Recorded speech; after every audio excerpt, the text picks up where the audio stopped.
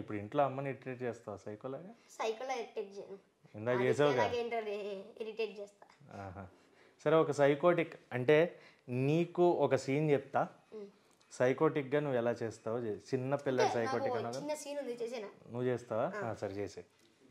ఇప్పుడు చెప్తా.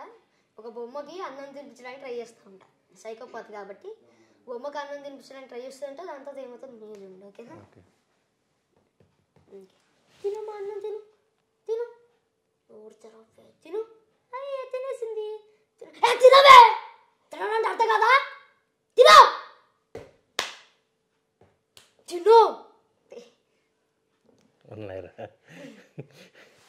ఒక నిమిషం ఇక్కడ షేక్ అయింది. సరే, ఎందుకు సైకోటిక్ రోల్స్ అంత ఇష్టం? అంటే ఇప్పుడు చేస్తే కొంతమందికి నచ్చుతుంది, ఏంటి సైకోనా నేనైతే అని ముఖం మీద కొట్టేస్తా అంటారు.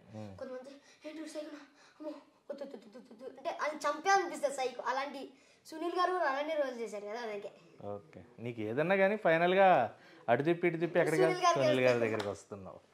ఓకే, సో సైకోటిక్ క్యారెక్టర్స్లో చాలా సినిమాలు వచ్చాయి. What is your favourite movie?